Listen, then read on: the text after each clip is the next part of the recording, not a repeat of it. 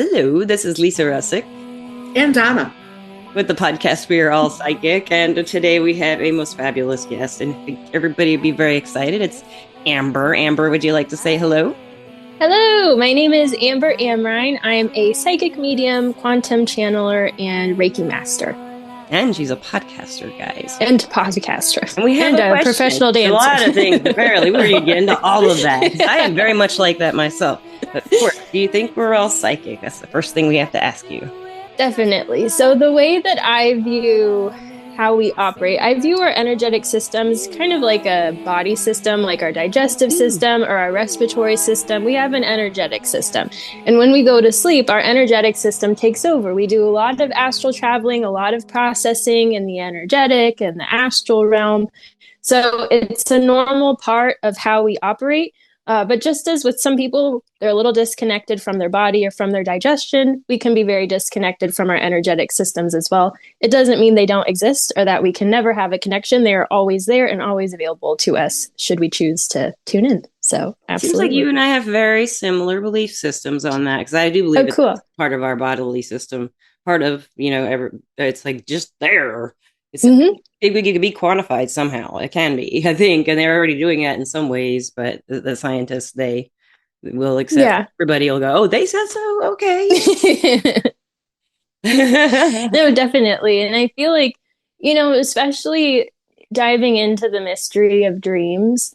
Yeah, it's so necessary and so important that we do have an energetic system that's operating, because even in that regard, if there's a lot of heavy emotional things that we are going through or are stuck in, that's when it all processes out. That's when we can start kind of taking things bit by bit. It's so clarifying and so pivotal to just our overall well-being, And it can be stressful too. Some of those dreams tell you things for me that I'm hiding from myself in particular. Facing, and I'm just not letting myself see, and I know it's there kind of, but I'm like it's not even an elephant in the room. It's just like this little scratching noise on the window. It'll tap, or something you don't look at. It's kind of like a stomach ache, Yeah, your stomach, it's like you ate something that's not agreeing with you. Your body's trying to process it. It's just letting you know, like, hey, let's not do that again. Exactly. Sick, or maybe it needs something. Yes, I feel like take a U-turn where we are here and go back and look at this again. From this point of view, it's so fascinating that you said that, because dreams really are a lot of people's first experience with any kind of like mediumship or any kind of seeing something coming, like predictions, Yeah, definitely. And I feel like, unfortunately, because it's not necessarily normalized to talk about energy stuff, a lot of people misconstrue like bad dreams or beings that they see in dreams for demonic beings, when it's just all different representations of yourself.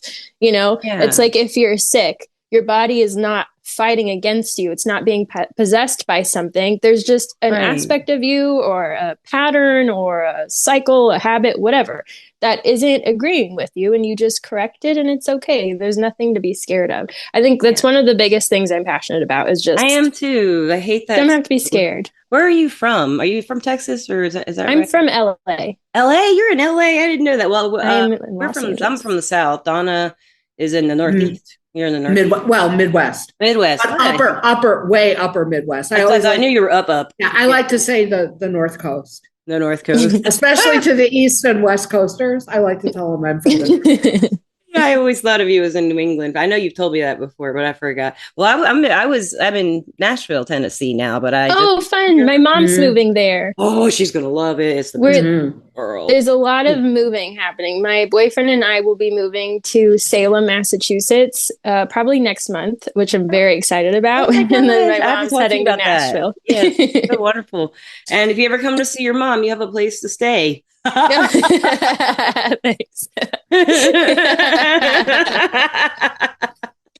No, but it just wasn't. Growing up in the South, I didn't have anyone to turn to talk to about this stuff when it started happening to me. And I was like in the 90s and stuff like that. And then when I moved to Phoenix, there were metaphysical shops. It wasn't a head shop with a section; it was a metaphysical shop. And they'd have all kinds. I felt like I fit in there, but I was really self-conscious, and I had to work through all the things everybody does in this field, pretty much, themselves, accepting themselves, loving themselves, working on all that stuff. I really believe in that. And a lot of what we do with this podcast is I started it, to let people know what was happening to them. And I think that was one of the things that you had said in your podcast why you started. And I didn't know, I had no idea what was going on for me. How was that for you? Like when you first started experiencing things? So luckily, a little loaded question. Luckily, growing up, my parents are both very sensitive. So it was very normalized. I was the weird kid at school teaching people about fairies and angels, doing seances at sleepovers. I would take my mom's like spell books to sleepovers. So I was a weird kid trying to that's so much fun. Share it to everybody. But the issue is, or was, I had a bit of I had some trauma happen when I was a child. So I have CPTSD as a result. And I was scared of everything. And it was really difficult for me to feel safe, whether in the physical or energetic. I always felt very, very vulnerable. I'm very empathic, so I would feel a lot. And to a degree that my parents didn't really understand. I found safety in the fairy realm. The fairies were my people. They made me feel supported. They made me feel like I had a safe home and stuff like that. So that was naturally my escape. I almost had like this fairy portal in my room where every time I came into my room, I literally felt like I was somewhere else, with them. Yeah. So naturally, it just made me start to kind of find a little safety corner just in the universe as a whole. Yeah. When I was 16, I met my mentor, and she basically just helped me understand that this is normal. Like, these are gifts that we can develop. And I would say after a couple of months of working with her, I started to offer sessions professionally. And during that period, it really forced me to face all of the fear that I had and really understand that there's nothing to be afraid of. I'm the one in control all the time. And that started to help smooth things over, where I started to kind of come into my own a little bit better. During that period too, what was interesting is there was an increased, rush of all of these spirits that needed help passing over. My dad kind of started to really open up his psychic gifts around the same time when I was 16 at this spiritual center, but he was a lot more fearless. He just like threw himself in there. So seeing him dabble in like trance channeling and just jumping like balls to the walls gave me reassurance, but it was still kind of uncomfortable. But we would partner a lot where we would go somewhere. I would feel a spirit, let's say in the bathroom of a restaurant. And I tell the spirit, like, oh, come on, you can come home with us. When we get back to the house, my dad's going to channel you to the other side. So we would do that very frequently. Wow. And that period was very pivotal in my healing because I'm clear empathic. I would experience the way people would pass over, and my trauma would get triggered by things like murder or abuse and stuff like that. And seeing it and feeling it was very intense and just kind of shocked my system, but ultimately allowed me to start finding the power in moving through that and learning how to control my body or calm my body and not feel at the mercy of things, but understand that if you hit a wall or something happens, let's move through it and heal or find a purpose in it. Let's keep going, so I'm not just like stuck in this like heavy black hole. I have a question. And from there, that kind of just shot me out. Yeah, go for it. I was really scared of everything as a kid, all the way through my life, like what you're describing exactly. And I had not an imaginary, but my spirit guide and the spirit guides I worked with, they were my fairy realm. That's where I stayed and lived for them in my mind, and I just didn't tell anybody. That was my secret. But I kind of looked for where in the real world, thinking, is it happening though? Kind of on top of everything. It was real confusing for me, and I was like, am I delusional? But the getting the main fear out of the way was like, when I realized that I can take what would have happened to me, what you're describing, it feels like it happened to me. I don't know for the same reasons, but I would get like, let's Mm-hmm. I see a dog die in a movie. Well, it might trigger for Mm-hmm. me, experiencing what that dog goes through, even if it's a movie and Mm-hmm. it's not real. Mm-hmm. Maybe it was like a brutal scene or something, and the dog was hurt and beat or something. Something like that happens, and it's not even real; it's fictionalized, and I can just like have a visual kind of experience with that, and my mind will take it farther. Usually, it'll be like nothing, Right. but sometimes my brain will just gonna just take it somewhere it doesn't need to go. But when I realize I could turn that off when it's turned on Mm-hmm. made a big Mm-hmm. difference, and I had to learn how to do that. And I guess you could say that's one way, like the lower energies come in and shock you, and scare you a little bit, Yeah. edge, like keep I you think, protection up, and stuff like that. There, at least for me, I yeah, consider it just like a filter. So yeah. definitely. I feel like the main thing I had to learn was I don't have to be there. I don't have to be in the hole. I shouldn't be in the hole with the person or with the being because as you're saying, it's like it would go so far would I would be the dog. I would put myself in the Mm-hmm. dog's Yeah. shoes and really like feel Mm-hmm. it and experience it and then now I'm just like depressed and hurting. It's like And it's I really didn't just this actually get weird hurt. perspective shift that comes on like Mm-hmm. that, and it's really weird. It's horrible. Yeah. No, it's awful. And I think the biggest thing that helped me with that really is just finding a purpose in the pain that always has kept me kind of going. When I Yeah. was a kid, I was sexually abused, and I wanted to do speeches at schools to basically share the word because I didn't realize how common it was to get sexually abused until after it happened. So while it was going on, I felt so alone and so disconnected. It was horrible. I was in like a internal hell. Oh, And God. once I finally told my parents what was going on, it was my uncle that was doing this. Things got resolved. And then it's like now all of a sudden, all these people are coming forward. Oh, I've been there. Like, I hear you, all of this stuff. And it's like, it would have been very comforting to have known that earlier. So I wanted Yeah. to work with kids to like help them either get through that or just share the word. This is how you stay in your power. Don't be, afraid to stand up for your own security and stuff like that. And awareness just And in general that this is not right. Mm-hmm. Yeah. What they yeah, say to you, this is not right, Yeah. exactly. Yeah. And just trying to get some sort of fuel, just pull some sort of like purpose, some sort of lesson out of it is what always kept me Yeah. going. Yeah. And when dealing with these people that, or these spirits, for example, that have been like murdered or something, it's such a horrible way to go.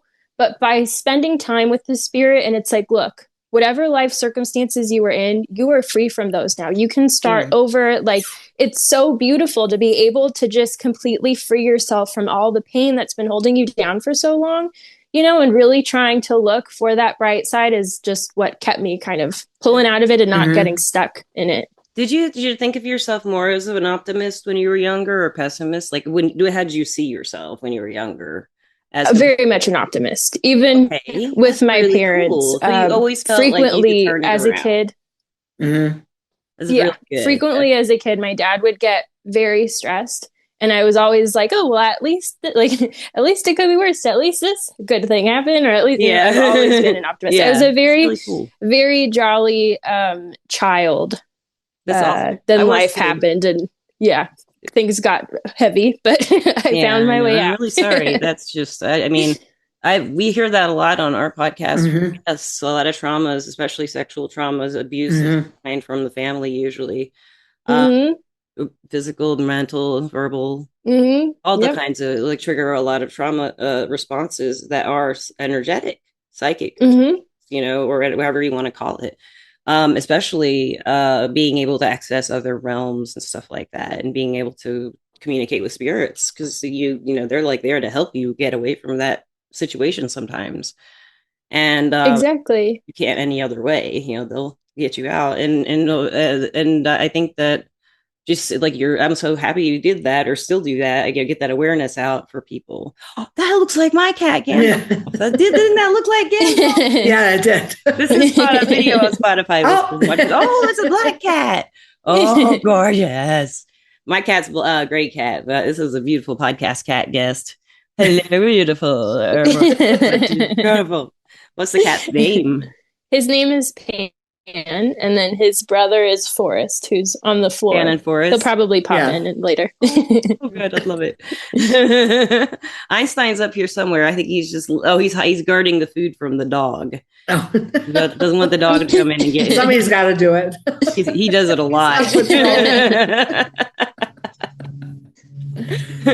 So what made you, I'm sure everyone who listens to your podcast might know this, but what made you start your podcast for people telling your story?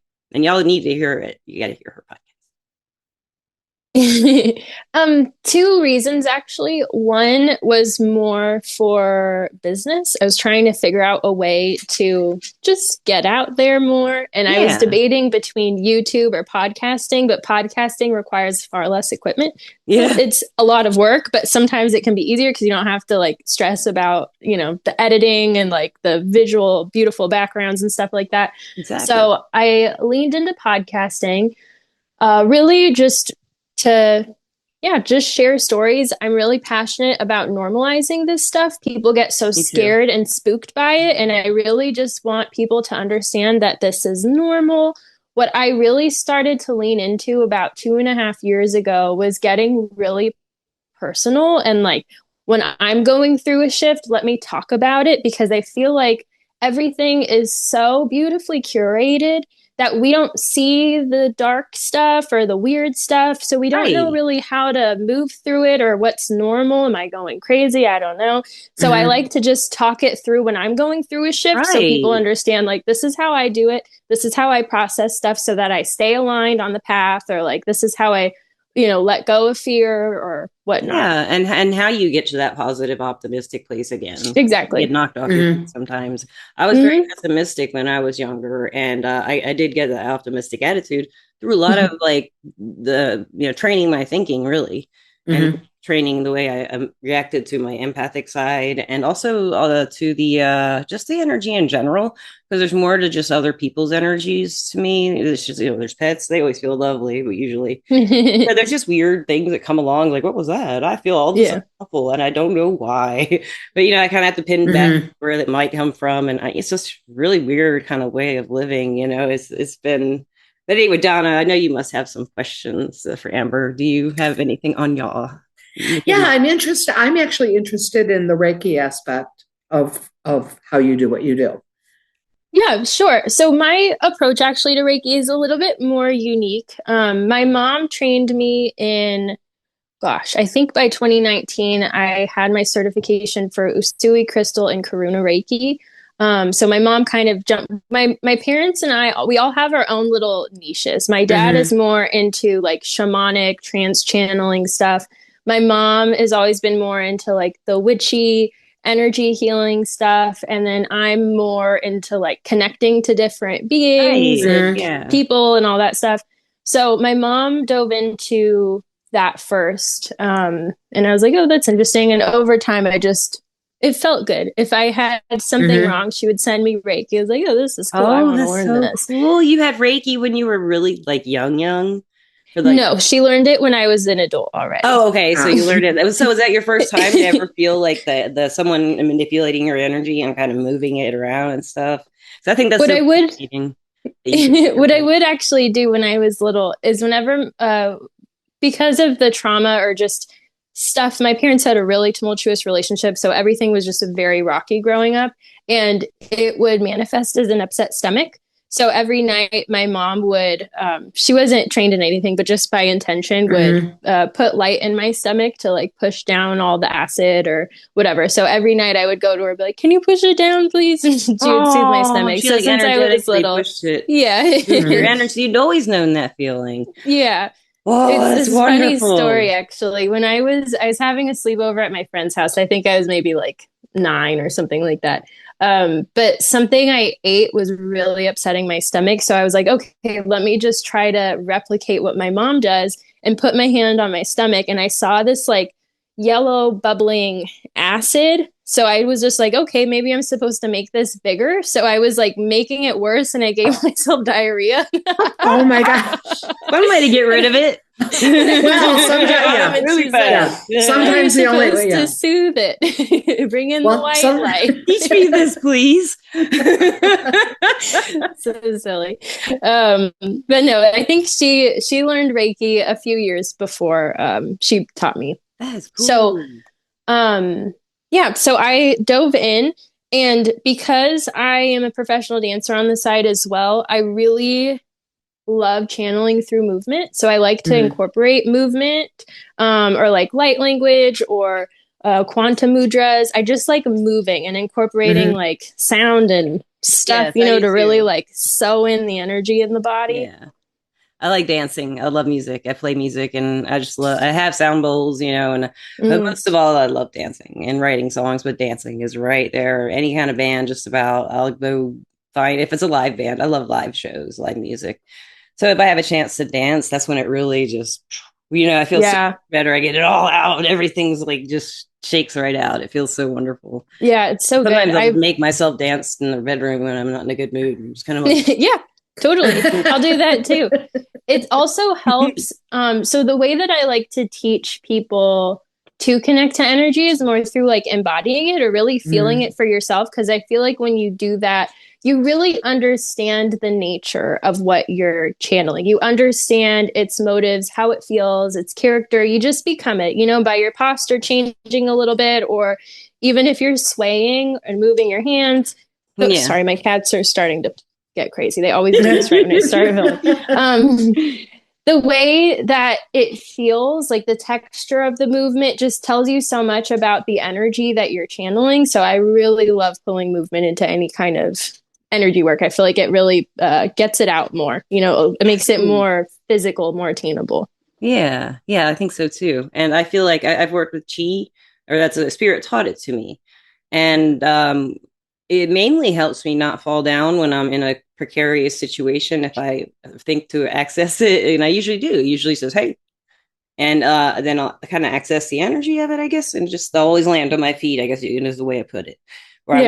Or I won't hit my head or whatever I'm supposed to be doing, or dropping the 5 plates I'm carrying or something, and it's like a miracle that I got there. But it's helped me with that quite a bit. But I imagine of it being something like what athletes would call the zone. You're like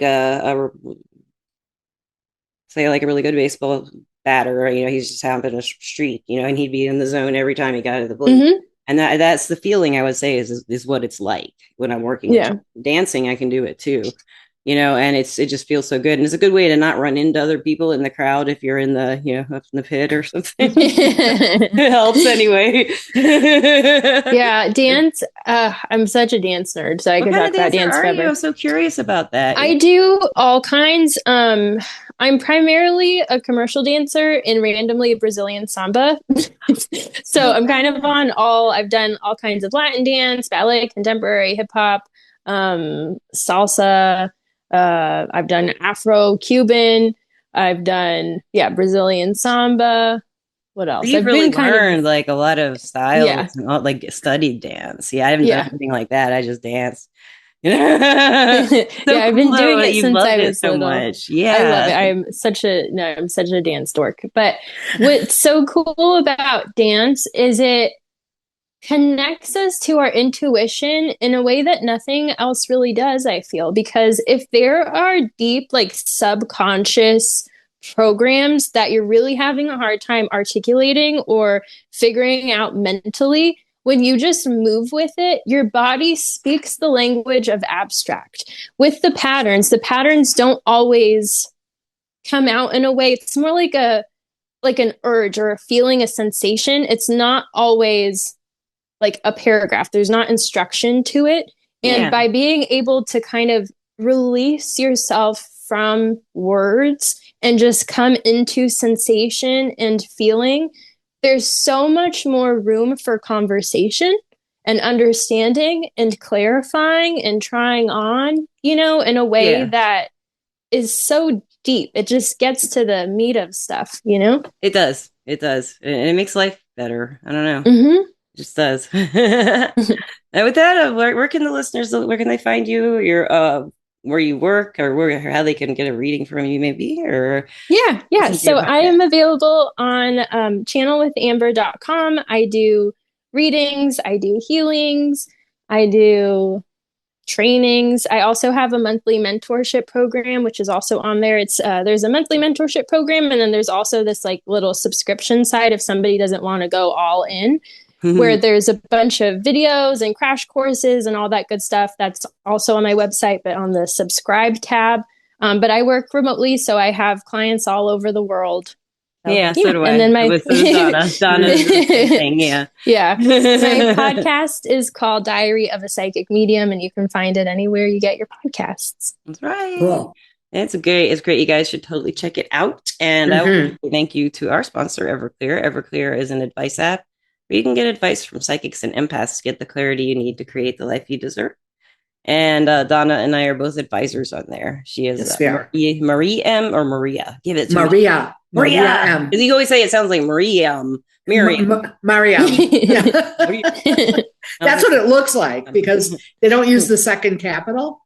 Oh, there's not a capital in the second, in the initial. Yeah. And so it looks like Mariam.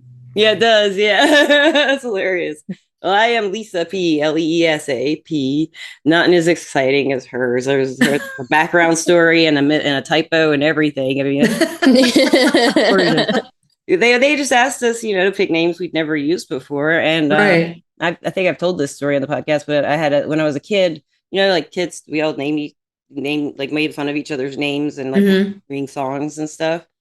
Well, mine was Lisa Pisa because nothing really rhymed with Lisa. So, this company, it was a startup company, and they hadn't even launched yet. And I was like, oh, I was trying with a bunch of startups at the time. And that was one of the ones that worked out. It did work. It's the only one that worked out.